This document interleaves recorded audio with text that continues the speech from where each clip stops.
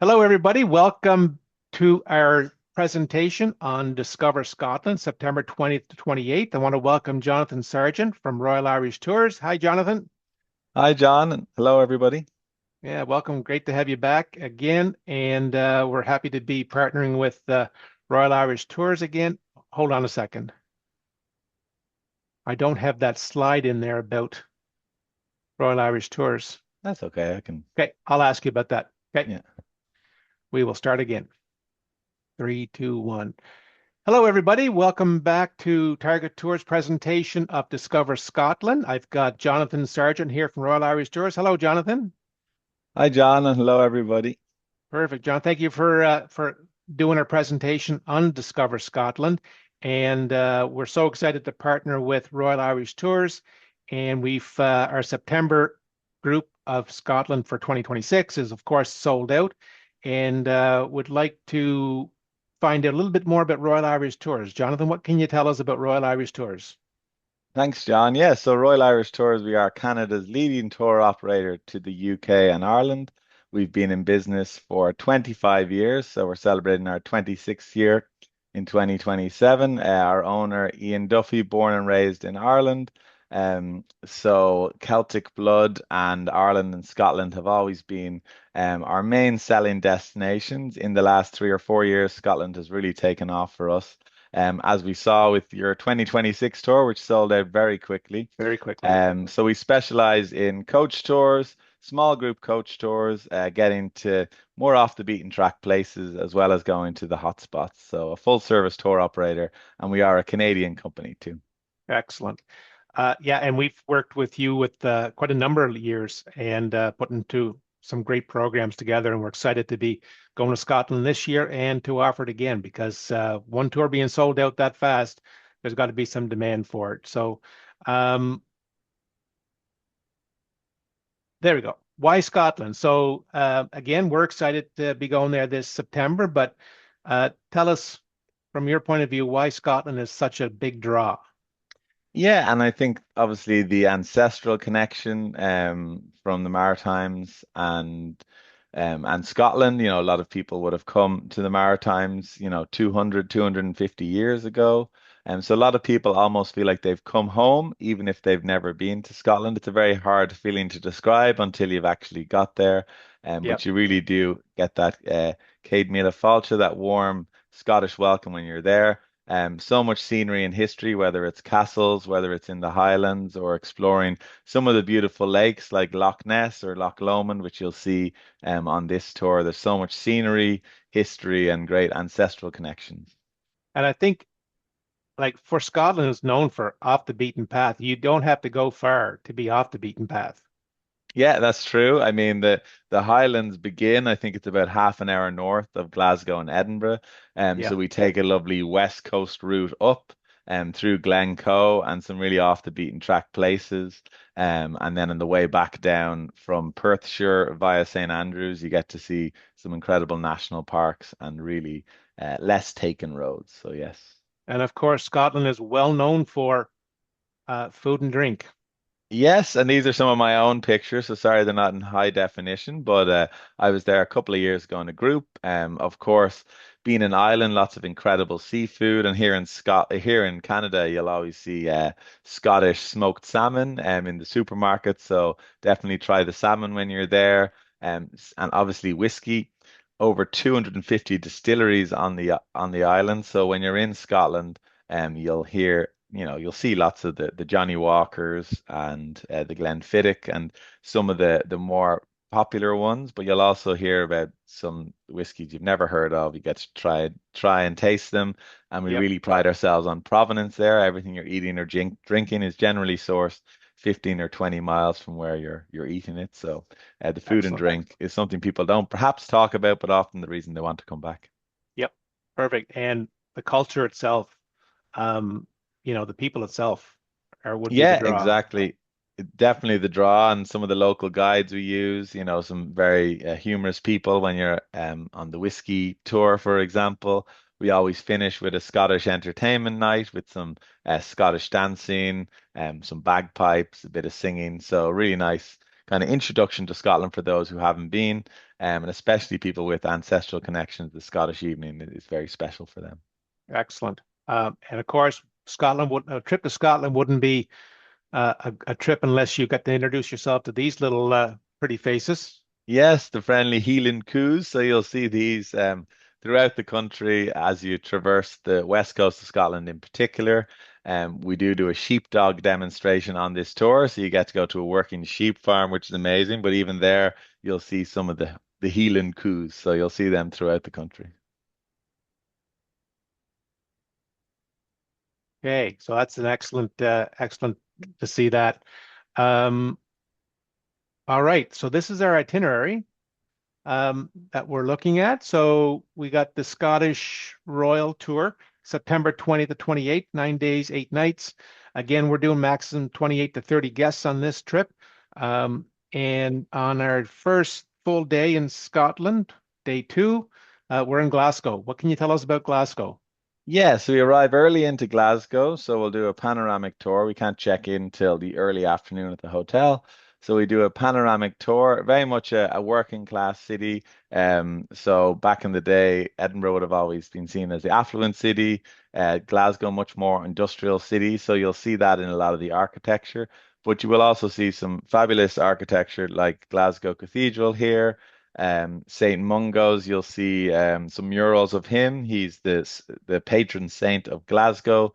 But we'll go to Kelvingrove Art Gallery Museum, and you'll get a good panoramic tour and really get to see in depth into the city. And then we stay very centrally, generally at the Grand Central Hotel.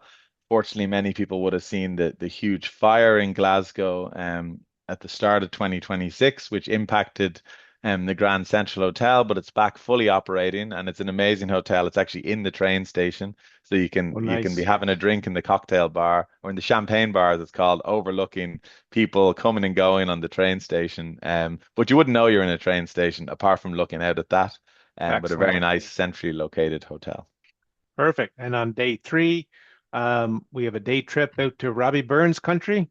Yeah, so we go about an hour and a half south to Ayrshire. So first stop is Killeen Castle there, seen in the background. So that's a really fabulous castle and grounds. You get a guided tour there. A lot of American presidents would have stayed there. It is, a privately owned home. There's like 12 bedrooms there, so people do rent it out for, small private weddings. But a lot of aristocrats back in the day would have used this as their vacation home when they came to visit. And then you get to experience Robbie Burns' country. Of course, he's the famous bard from this area. So you get to go to his ancestral home. You get to actually see the bed where he grew up in, and you get to hear a lot of his poetry there. And it's just a really, really nice area, about an hour south of Glasgow. So, you probably leave 9:30 that day, and you're back in the city by 3 or 4. So lots of time to explore Glasgow when you're back as well. Excellent. Then on day four, we make our way up into the Highlands. Yeah, so this is one of the best or most scenic days of the tour. So we'll take that lovely West Coast drive, so up through Glencoe. Then we'll get to Urquhart Castle, as seen in the picture there, where we'll board a cruise to see Loch Ness. So you get to explore this incredible castle, and then you get to search for Nessie on the water. So a really Yep. nice little about 40-minute cruise along the loch. And there's a bar on board. There's some commentary on a clear day. It's really fabulous. You get to see the wonderful mountains each side. So a very nice, casual, scenic day. And then we come into Inverness where we're going to spend our next 2 nights. But that West Coast drive on the way up is definitely a highlight. And then Inverness is Scotland's third largest city. So we stay in a lovely hotel, the Kingsmill, just outside the city, where we'll have dinner included both nights, but plenty of time to explore all Inverness has to offer as well when you're there.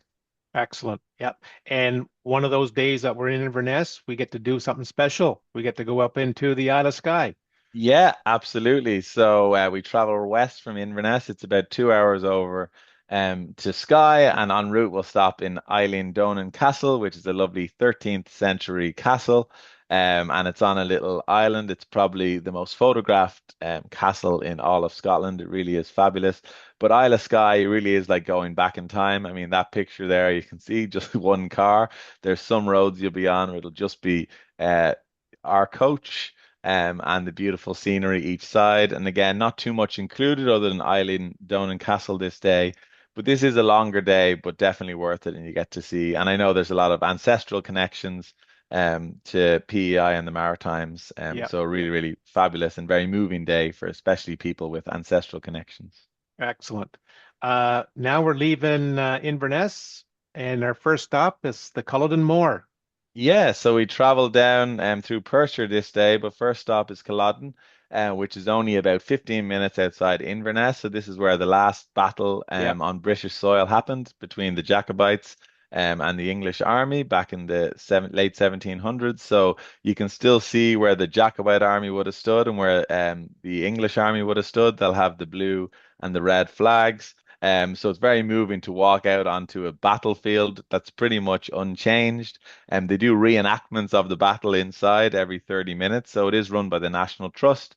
So when it's National Trust, you know it's always a certain standard. They have really fabulous tour managers and local guides to bring you around, but lots of time to explore. And again, people will go out on the battlefield and they'll see Clan McIntosh, Clan Campbell. They'll see their clans' names out there. So a really, yeah. really cool experience going there.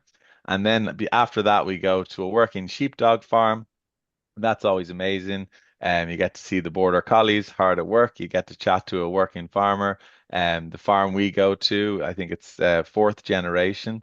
So they have hundreds of sheep, and whether rain or shine, you'll have a fabulous experience. You'll see some Heelan coos down there too, Yep. and you'll see one or two of the dogs hard at work. So really cool experience.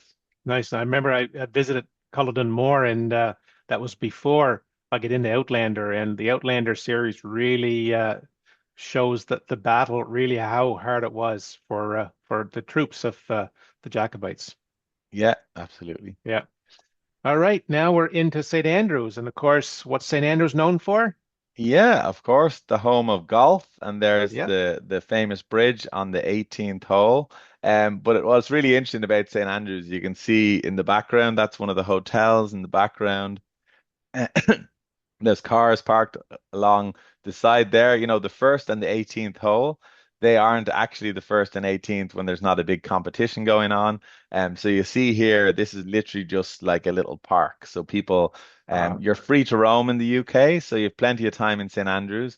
I went there a few years ago and I was walking a bit of the course. And some of the golfers aren't too happy when they're hacking around the course after spending £300 to play it, and they have locals just watching them. But there's an incredible beach right there, of course, the links course, so it has to be on the water. So there's an amazing beach. Then there's an amazing walk you can do up to the cathedral and the abbey.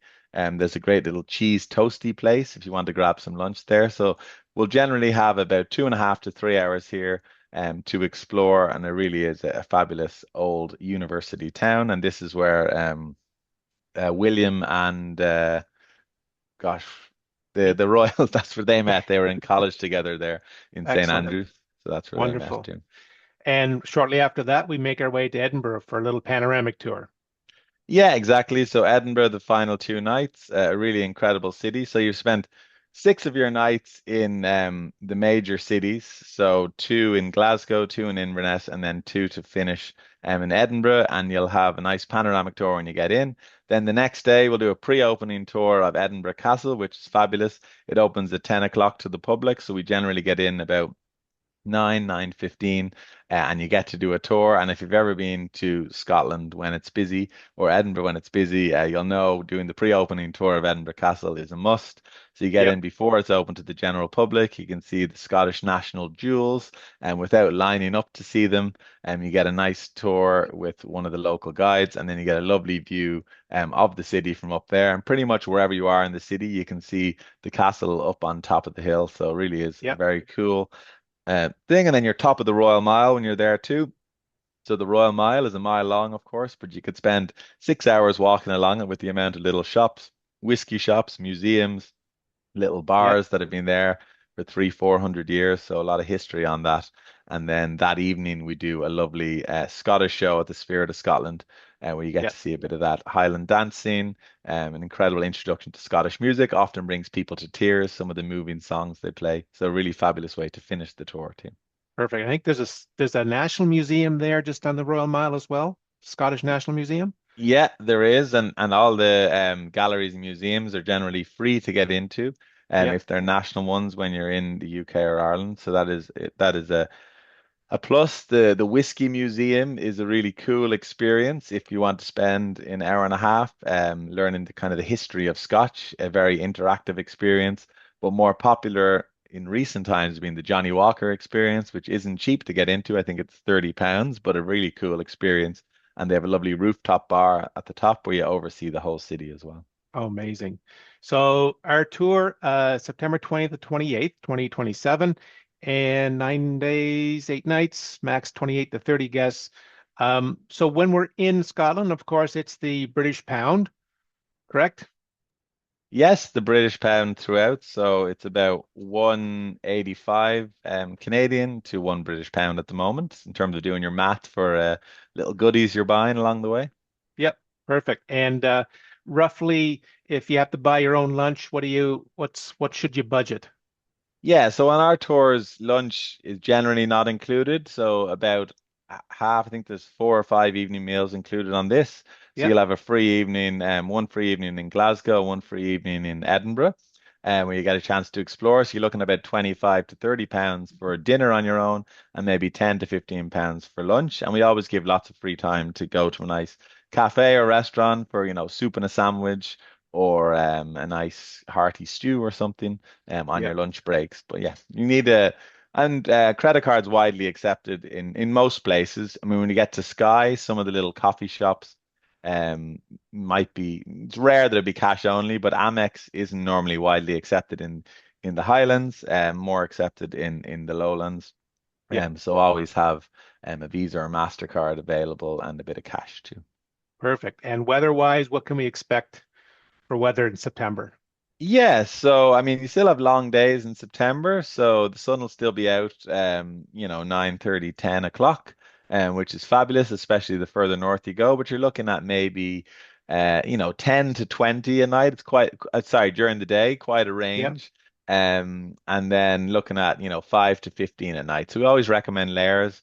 Bring a warm sweater or two, bring an anorak, and bring comfortable shoes and clothing as well. So there is a bit of walking on some of the days, but similar to what John and I are wearing here, and nothing too fancy. And you are on vacation, so pack accordingly, I would say. perfect.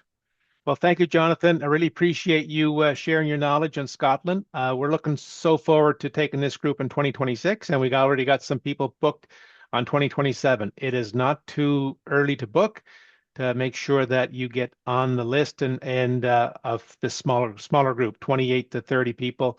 It's not a full size coach. We don't want to fill the coach. We like the smaller size groups to make sure that everybody gets to know each other and less time on and off the bus. So, Jonathan, thank you for your time. Appreciate it, and we look forward to um, selling all this Scotland tour out. Thanks, everyone. We hope to see you in Scotland soon. Cheers, John. Great, thank you.